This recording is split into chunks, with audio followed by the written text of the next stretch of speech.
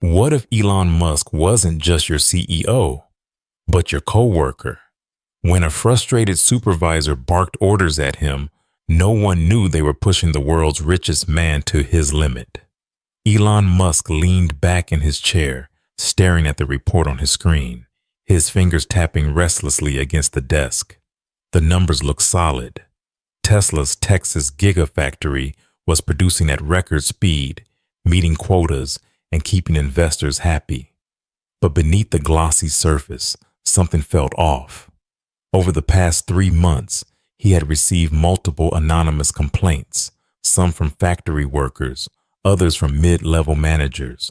They all told the same story: machines failing, employees burning out, and safety being ignored in favor of speed. Musk had built Tesla on a foundation of innovation, but innovation was useless if the people making it happen were struggling. One email in particular stuck with him. It was short, written in rushed, almost desperate sentences. "We're breaking. The machines are breaking. No one listens to us. We need you to see this yourself." Most CEOs would have dismissed it, chalking it up to the usual worker frustrations, but Musk wasn't most CEOs. He knew that a company's heart wasn't in the boardroom. It was on the factory floor, where real people worked tirelessly to bring visions to life. He couldn't sit in meetings, reading polished reports, and pretend to understand the reality they faced. If he wanted answers, if he wanted the truth, there was only one way to get it. He had to go undercover. The idea was wild, maybe even reckless, but it was also necessary. He had gone undercover before, sleeping on factory floors during Tesla's early struggles, but this time was different. This time no one could know. Not the executives, not the managers, not even his most trusted team members. He glanced at his reflection in the glass window. His usual presence, sharp, confident, unmistakable, would have to disappear. Elon Musk, the billionaire CEO, had to become someone else. That night in his private office, he worked out the details. A new identity. Eli Martin, a transfer worker from Tesla's Nevada plant. A disguise, steel-toed boots, grease-stained coveralls, and safety goggles that hid his unmistakable face. He studied assembly techniques, memorized factory layouts, and practiced changing his voice. He even rehearsed blending in, walking slower, keeping his head down, avoiding the confident stride that made him instantly recognizable. His assistants, panicked by the security risks, tried to talk him out of it, but he wouldn't budge. This wasn't about publicity or some billionaire PR stunt. As dawn broke over Austin, Musk drove to the factory, not in a Tesla, but in an old beaten-up pickup truck borrowed from a friend. He parked at the far end of the lot, stepped out, and took a deep breath. This was it. He adjusted his gloves, gripped his lunchbox, and joined the line of workers filing through the massive steel doors. No cameras, no special treatment, no Elon Musk, just another factory worker stepping into the unknown. The air inside the Tesla Texas Gigafactory was thick with the hum of machinery, the rhythmic clang of metal against metal, and the occasional hiss of compressed air. Elon Musk, now just Eli Martin, an anonymous factory worker, stepped cautiously onto the assembly floor, gripping the straps of his gloves as if they were the only thing keeping him grounded. The space was vast, stretching in every direction, filled with conveyor belts, robotic arms, and workers moving in a synchronized dance of efficiency and exhaustion. The sheer scale of the operation was breathtaking, but Musk wasn't here to admire it. He was here to live it. His first real test came within minutes. A gruff voice barked from behind. "Hey, new guy, you just gonna stand there or you actually plan on working?" Musk turned to see a supervisor, Mike Rodriguez, a no-nonsense veteran with grease-streaked hands and sharp, watchful eyes. Musk nodded quickly. "Yes, sir." Mike smirked. "Sir, ain't nobody calling me that around here. Just keep up or you're gone by lunchtime." Musk was assigned to shadow Jimmy Carter, a wiry, fast-moving technician who had clearly seen too many rookies come and go. Jimmy handed Musk a tool and pointed at a half-assembled battery module. Bolts go in every 3 seconds. No hesitation. We fall behind. The whole line falls behind. Got it?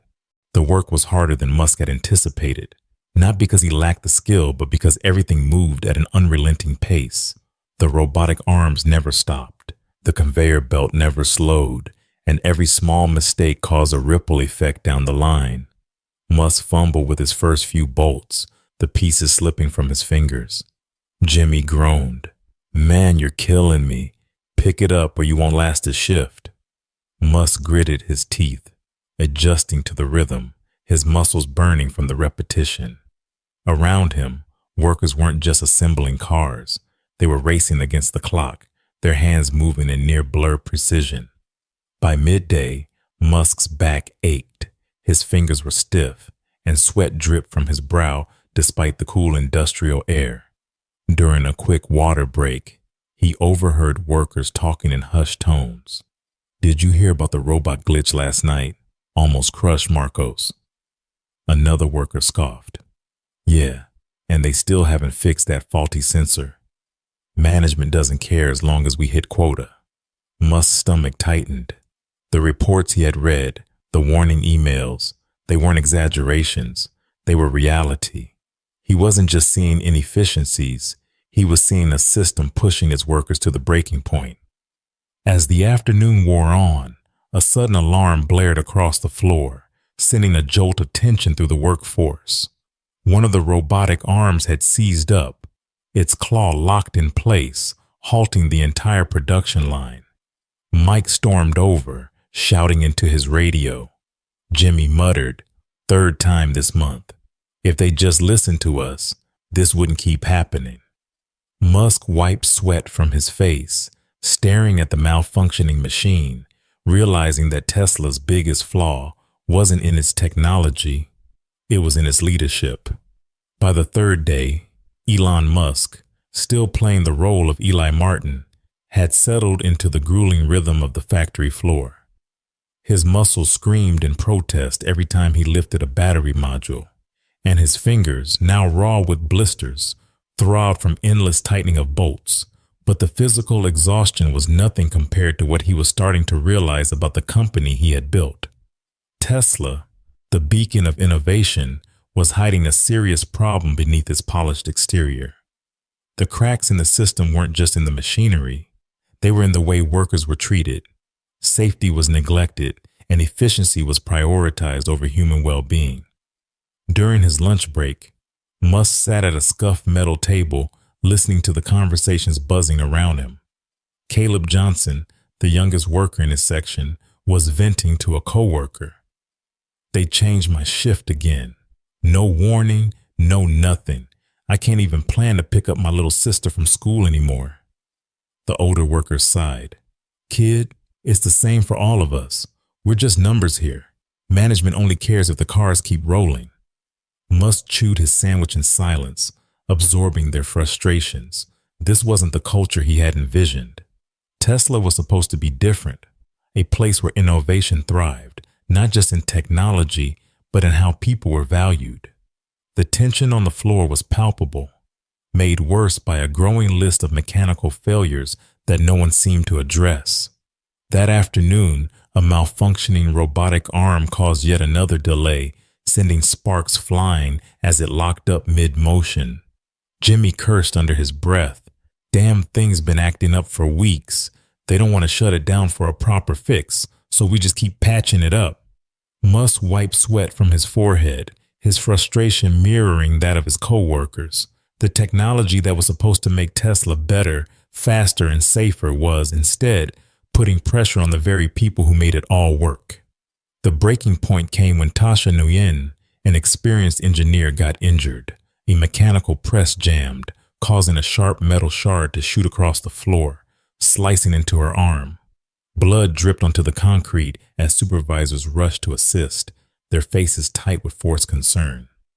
As they wrapped her arm, Tasha's voice trembled with anger, not just pain. "I reported this issue last month. I told them this machine was unsafe. but no one listens until someone gets hurt. A silence settled over the factory, heavy and unspoken. Workers exchanged knowing glances. This wasn't an accident. This was neglect. Musk clenched his jaw, his heart pounding as he looked around. How had it come to this? How had his dream company become a place where workers felt ignored, where safety was an afterthought, where talent was wasted on fighting failing systems? He had come undercover looking for inefficiencies. What he had found was something far worse, a broken culture that no corporate report could ever capture. Tesla wasn't failing because of bad technology. It was failing because it had stopped listening to the people who kept it alive. Elon Musk had spent nearly a week as Eli Martin, and the deeper he immersed himself in the daily grind of Tesla's Texas Gigafactory, the clearer it became. This wasn't just a factory struggling with efficiency. This was a workforce being pushed to its limits, forced to compensate for a system that refused to adapt. The breaking point came on a Thursday night shift, when a crucial piece of assembly line equipment failed for the third time that week. Workers groaned in frustration as alarms blared, the conveyor belt shuddering to a stop. Supervisors scrambled to contain the chaos, barking orders into radios, but Musk's attention was drawn to a small group of workers who didn't wait for orders. Jimmy Carter, Caleb Johnson, and a few others huddled around the malfunctioning robotic arm, tools in hand, determined to fix it themselves. Jimmy wiped sweat from his brow, grumbling, "If we wait for management, this line stays dead all night. Might as well handle it ourselves." Musk crouched beside them, watching in fascination as Caleb rerouted a faulty sensor, bypassing the issue with a creative wiring trick. The machine whirred back to life, its metal arm moving fluidly again. The workers exchanged relieved glances, but no one cheered. Tasha Nguyen, her injured arm now wrapped in fresh bandages, folded her arms. "We fix these problems every damn day. Management never even notices." Caleb sighed. "Even if we come up with a better way to do something, it dies in the break room. No one listens." Musk, still in disguise, hesitated for a long moment before asking, "What if someone did?" The group turned to him, skepticism in their eyes. Jimmy scoffed. "Yeah, sure. Like corporate wants to hear from guys like us." Tasha shook her head. "You don't get it. We make this place work, but they treat us like cogs. We could cut production time, improve safety, make everything run smoother, but nobody up there cares." "They die, she die." Musk stared at them, their words striking deeper than they realized. These workers weren't obstacles to progress. They were progress. The factory's most valuable innovations weren't coming from high-priced consultants or executives. They were coming from the very people corporate refused to hear. That was the moment Musk decided. This had to change. The next morning he arrived early, watching the factory come to life. Workers dragging themselves through another grueling shift. He had seen enough. It was time to reveal the truth. His heart pounded as he stepped forward, pulling off his safety goggles. The break room fell silent as he took a deep breath and said, "My name isn't Eli Martin."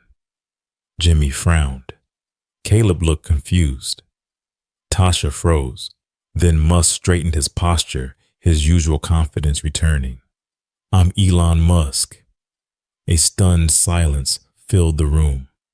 Workers exchanged disbelieving glances, their exhaustion momentarily forgotten. "No way," someone whispered. But Musk wasn't joking. He looked each of them in the eye and spoke with quiet conviction. "I've seen what's wrong, and starting today, we're going to fix it. Together." The factory floor was alive with the hum of machinery, the rhythmic clang of metal meeting metal, and the distant voices of supervisors barking orders. But in one corner of the Tesla Texas Gigafactory, a rare silence had fallen. Elon Musk, no longer Eli Martin, the anonymous factory worker, stood in front of a break room filled with stunned employees. His words still hung in the air, heavy with shock. "I'm Elon Musk." For a long moment, no one moved. No one spoke. Workers exchanged uncertain glances, trying to process what they had just heard. Jimmy Carter, the no-nonsense technician who had spent the past week showing Musk the ropes, furrowed his brow. "This some kind of joke?" he muttered, arms crossed. Caleb Johnson, the young recruit, blinked in disbelief. No way. The guy who owns Tesla wouldn't be working on the assembly line. But Musk's face was unwavering, his usual intensity now mixed with something deeper, understanding. He reached up and pulled off his work cap, running a hand through his messy hair, revealing the unmistakable face the world knew. Gas rippled through the room. Someone dropped a wrench. Tasha Nguyen, the injured engineer, shook her head in amazement. "Holy hell, it's really him." Musk took a deep breath and stepped forward. "I know this is a lot to take in," he said, his voice steady but sincere. "But I needed to see what this factory was really like, not from reports or board meetings, but from your perspective." His gaze swept across the room. "And now that I have, I know things need to change." Mike Rodriguez, the hard-edged supervisor who had been pushing Musk since his first shift, narrowed his eyes. "You're telling me you spent a whole week here doing our work just to see what it's like?" His voice carried a mix of skepticism and something else. Respect. Musk nodded. "Yes, and I've seen the broken equipment, the impossible quotas, the injuries that should never have happened." He turned toward Jimmy, then Tasha. "I've watched brilliant people solve problems that should have never existed in the first place." A murmur spread through the break room. Some workers still looked suspicious, others hopeful. Musk knew words alone wouldn't be enough. "Starting today," he continued, "things are going to be different. The issues you've been raising, the ones nobody listened to, we're fixing them. The broken machines, the shift changes, the safety concerns, they won't be ignored anymore." "Nah, boom." He looked directly at Caleb. "No more last-minute schedule changes.